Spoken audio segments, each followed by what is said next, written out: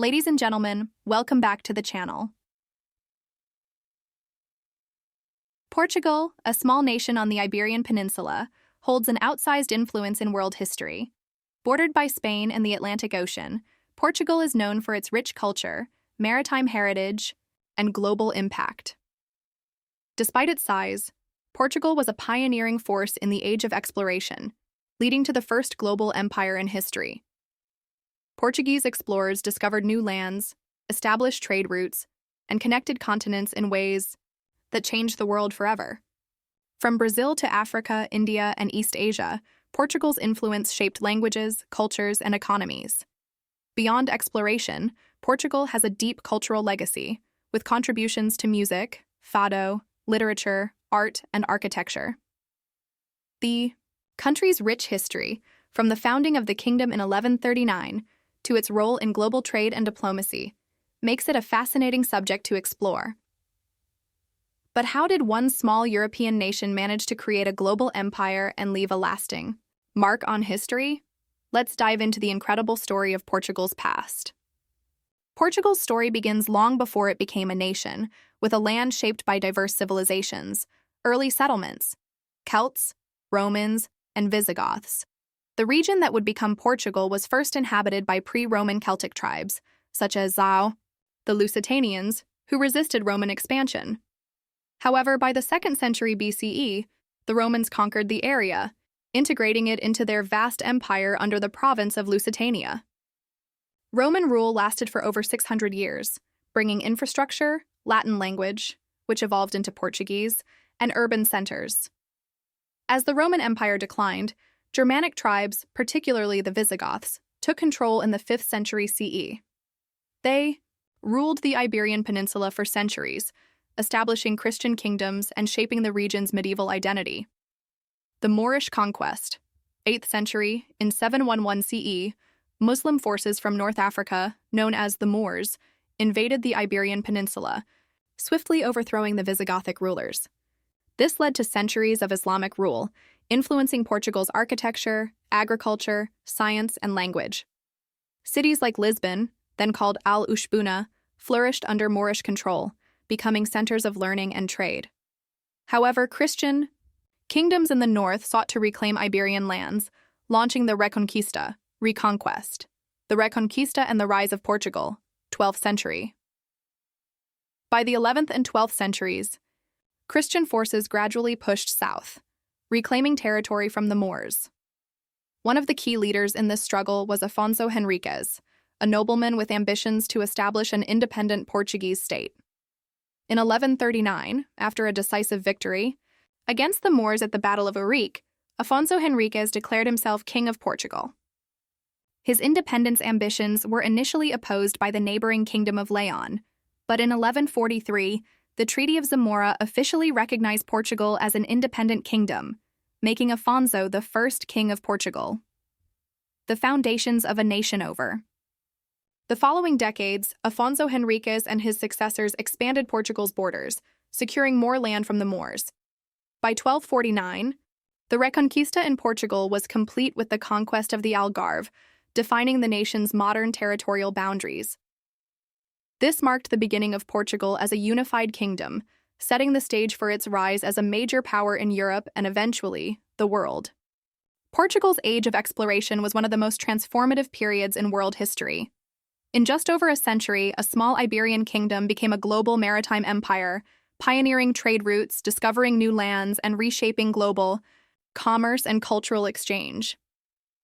Prince Henry the Navigator and the rise of Portuguese maritime power. The age of exploration began in the 15th century, largely due to the vision of Prince Henry the Navigator. Though he never sailed himself, Henry was instrumental in advancing Portuguese exploration. He established a school of navigation in Sagres, where he gathered cartographers, shipbuilders, and explorers to improve sailing techniques. With Henry's support, Portuguese explorers mapped the West African coast, established trading posts, and began the lucrative gold and slave trade. His efforts laid the groundwork for Portugal's dominance at sea, encouraging further expeditions beyond Africa.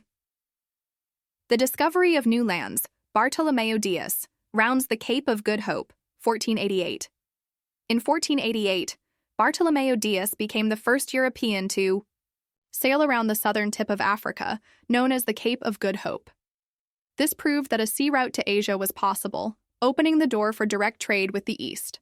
Vasco da Gama reaches India, 1498. A decade later, in 1498, Vasco da Gama successfully sailed to India, reaching the city of Calicut. This was a historic breakthrough. Portugal now had a direct sea route to the spice-rich markets of Asia, bypassing the overland trade routes controlled by Middle Eastern and Venetian merchants. Portugal soon established trading posts along the Indian coastline, securing a monopoly on the spice trade.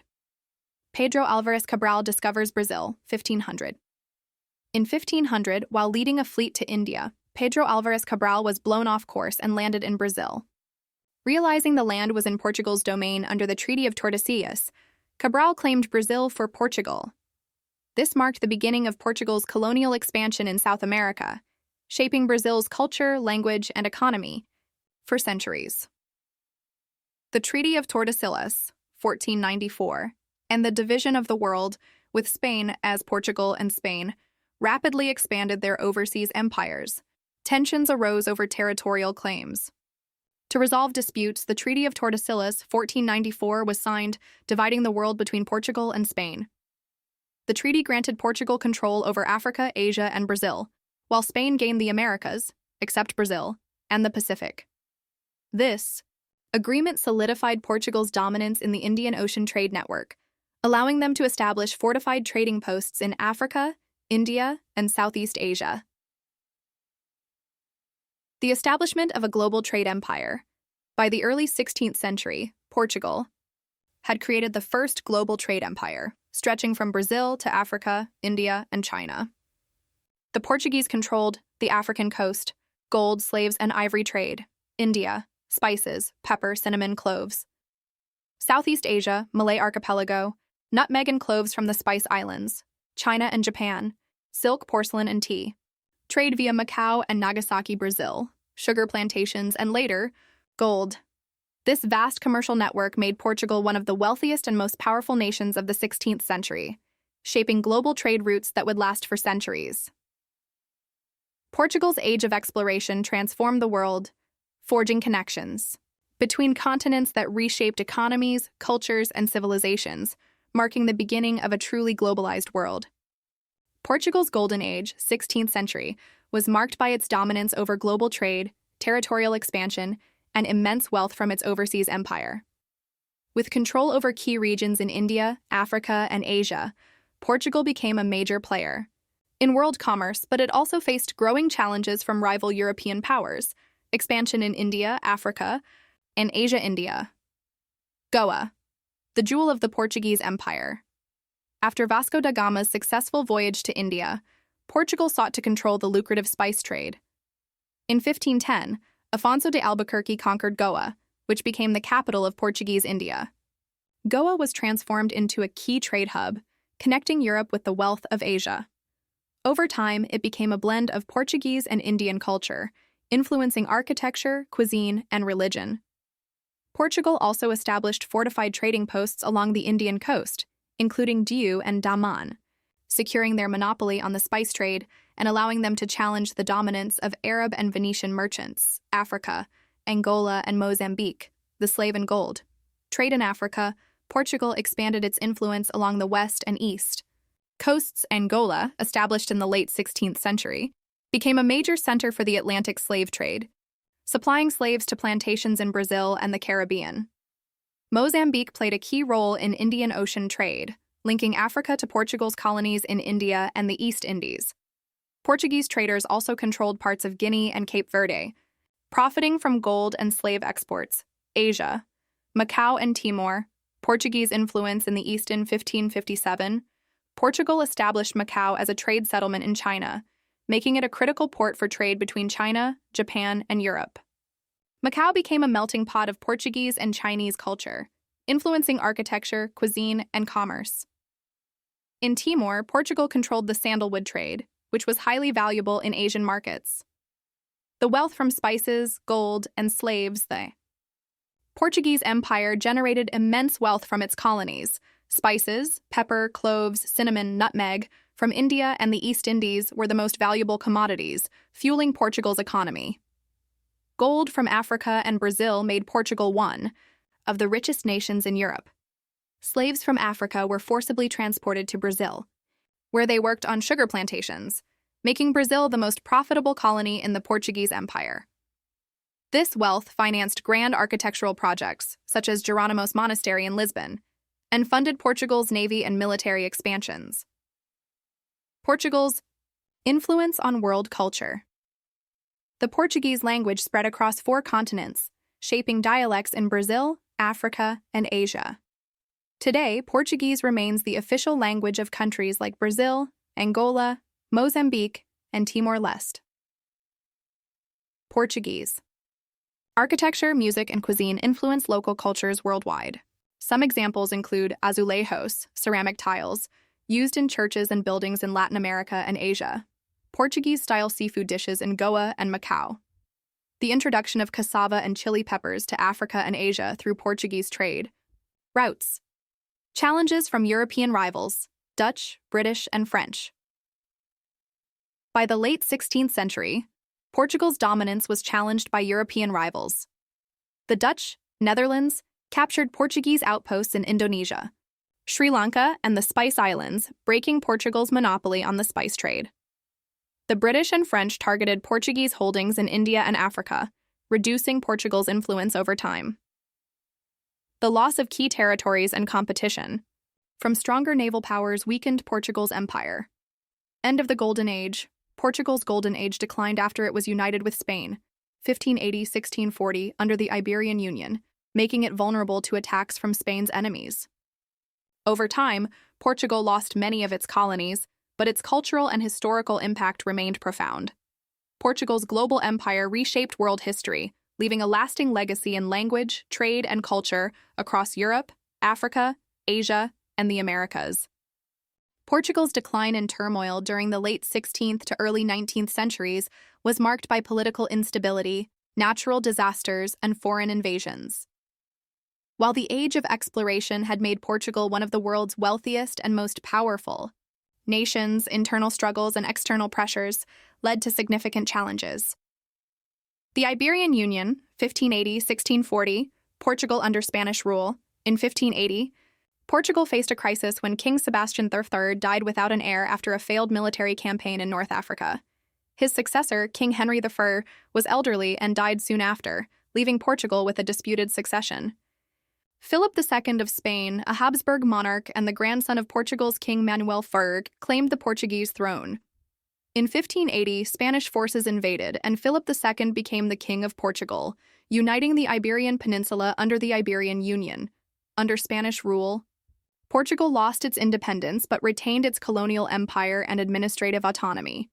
Spain dragged Portugal into its conflicts, making Portuguese colonies vulnerable to attacks from Dutch, English, and French forces.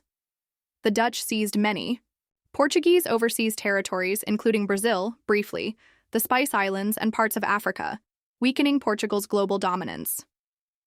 The Portuguese Restoration War, 1640. Independence regained. After 60 years of Spanish rule, Portugal grew increasingly frustrated with Spanish control. In 1640, a Portuguese rebellion led by the House of Braganza successfully overthrew Spanish rule. João IV was declared King of Portugal, restoring its sovereignty. Key outcomes of the Portuguese Restoration War, 1640-1668. Portugal defeated Spain with the help of England and France. Spain officially recognized Portuguese independence in 1668. The House of Braganza became Portugal's ruling dynasty. Portugal reclaimed Brazil, which became its most valuable colony. Despite regaining independence, Portugal was weakened by the loss of territories in Africa, India, and Asia, captured by the Dutch and British during the Iberian Union.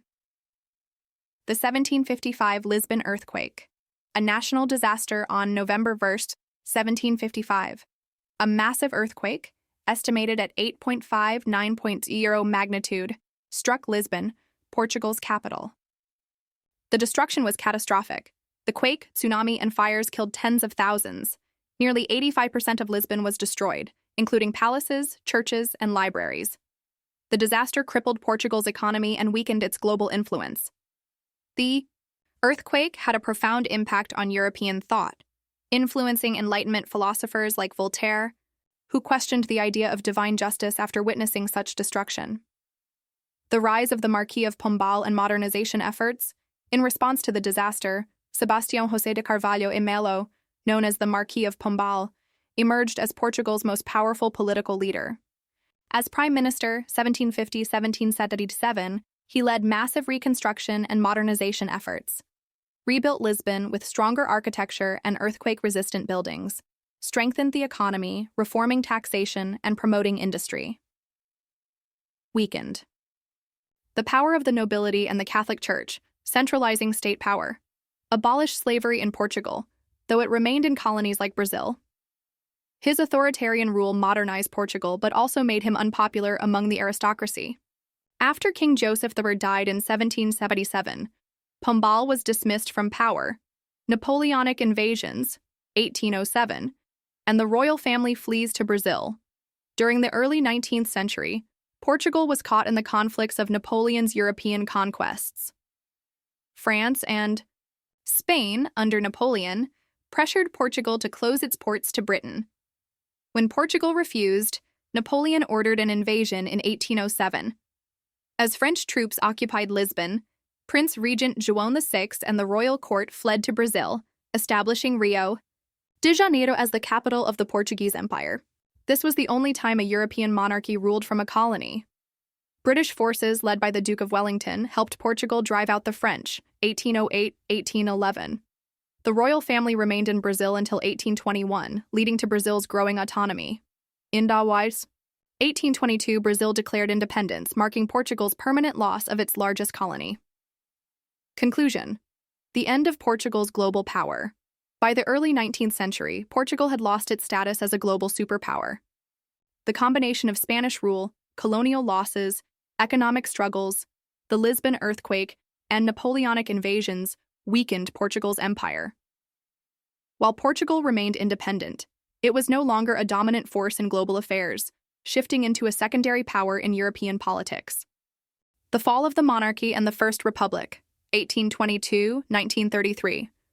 Portugal's 19th and early 20th centuries were marked by colonial decline, political instability, assassinations, and economic struggles, ultimately leading to the fall of the monarchy and the establishment of the First Republic.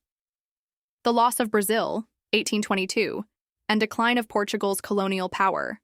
The Napoleonic Wars, 1807 to 1811, had a lasting impact on Portugal. When King João VI fled to Brazil in 1807 to escape Napoleon's invasion, he established Rio de Janeiro as the capital of the Portuguese Empire. In 1821, after the French were expelled, João VI returned to Portugal.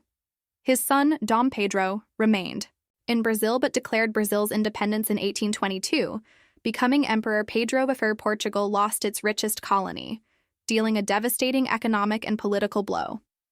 After Brazil's independence, Portugal's remaining colonies, Angola, Mozambique, Goa, Macau, and others became less profitable, leading to economic decline and growing internal tensions. Political instability and the Liberal Wars, 1828-1834. The loss of Brazil was followed by a brutal civil war over Portugal's future government. King João VI died in 1826, leaving a power vacuum. His son, Pedro I of Brazil, abdicated the Portuguese throne in favor of his daughter, Maria II, under a constitutional monarchy. However, Pedro's brother, Miguel, seized power in 1828 and declared an absolute monarchy, leading to a conflict known as the Liberal Wars, 1828-1834. The war ended in 1834 when Pedro I defeated Miguel's forces, restoring Maria II as queen under a constitutional monarchy. However, Portugal remained politically unstable, with frequent coups, uprisings, and economic struggles. The 19th century. Revolutions and political instability.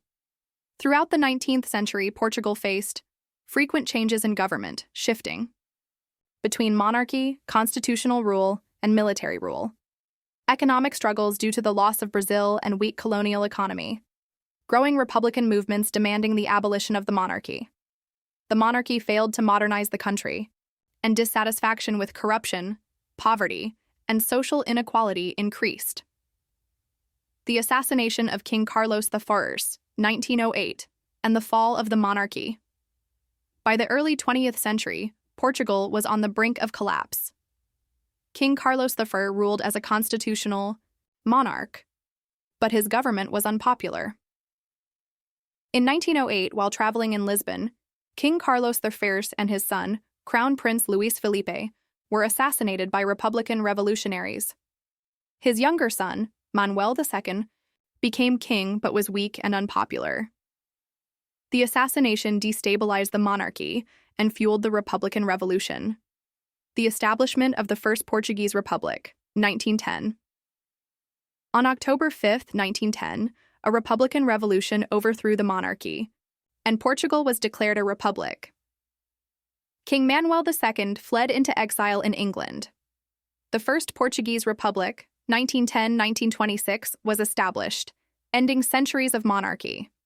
The new government aimed to modernize Portugal, but faced severe political and economic instability, economic struggles, World War I, and internal conflicts, 1910-1926. The early years of the First Republic were chaotic. Portugal had frequent government changes with 45 governments in just 16 years. Economic crises, debt and inflation led to widespread unrest. Socialist, anarchist, and monarchist factions frequently clashed. World War I, 1914-1918, worsened Portugal's struggles. Portugal joined the Allied powers in 1916, fighting against Germany in Africa and France.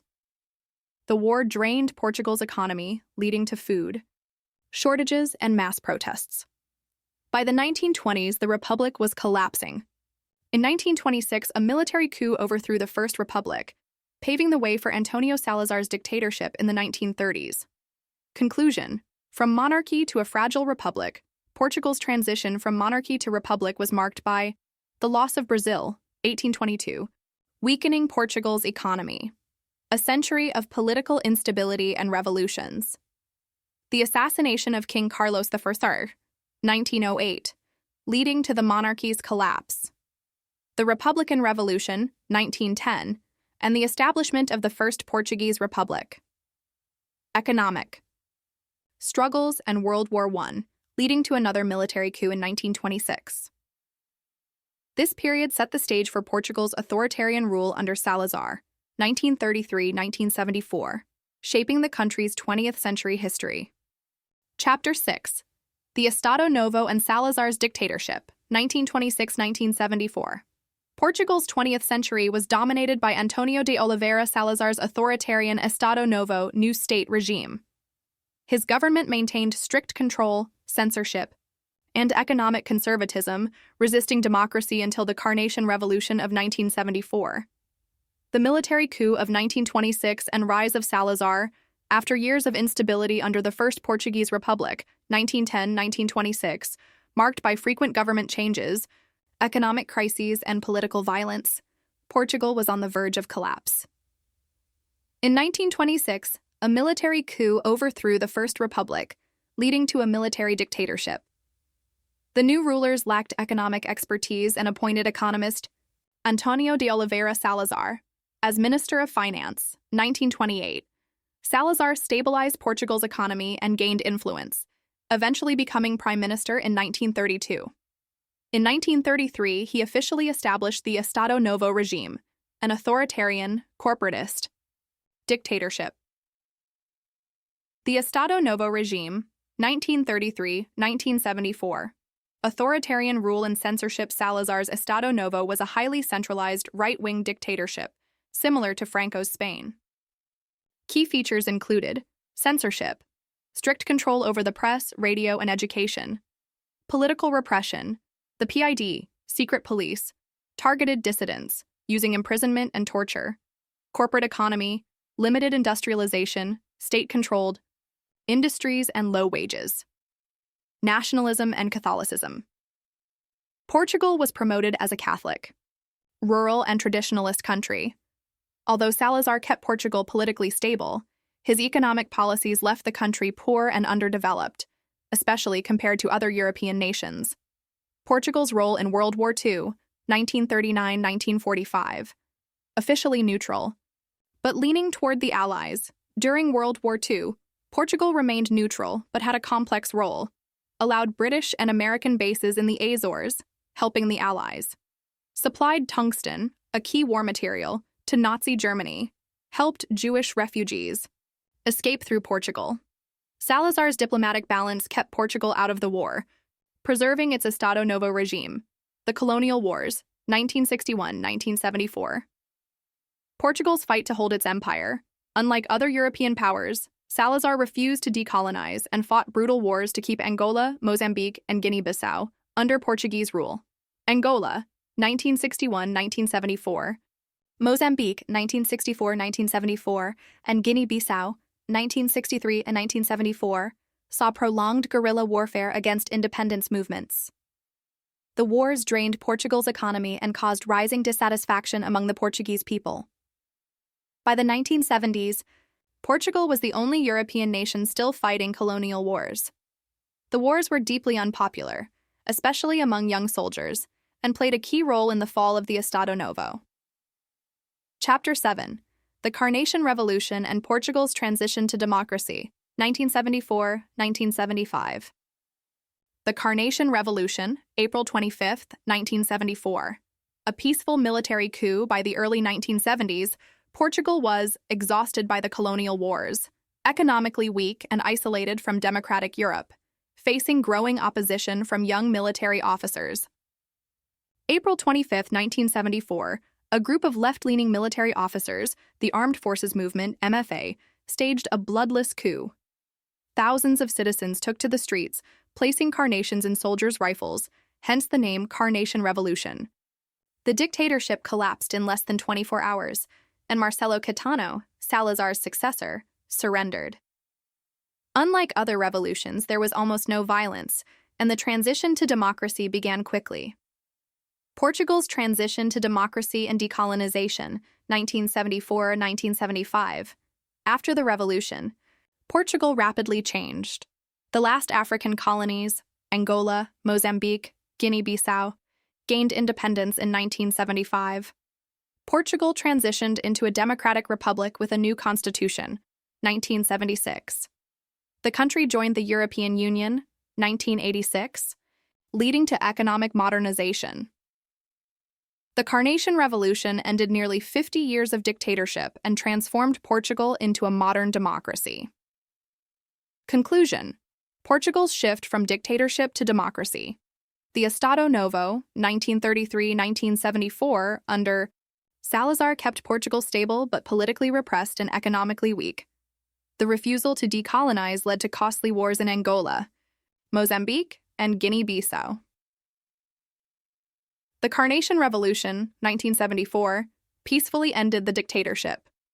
Portugal transitioned to democracy and decolonized its last territories.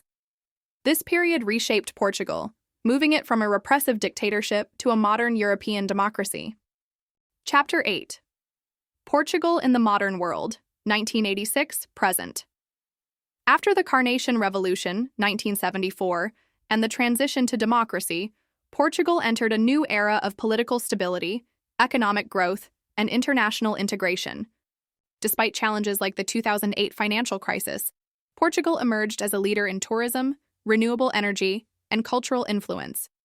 Joining the European Union, 1986, and economic growth, one of the most significant moments in modern Portuguese history, was joining the European Economic Community, EEC, in 1986, which later became the European Union, EU. Economic transformation. Portugal received billions in EU funding, leading to major infrastructure improvements: highways, schools, hospitals, modernization of industry and agriculture, increased foreign investment, and trade boosted economic growth. Higher living standards, wages increased, and Portugal became more integrated with the European economy. By the 1990s, Portugal was no longer considered a poor, isolated country, but a modern European democracy. Expo 1998 and modernization efforts.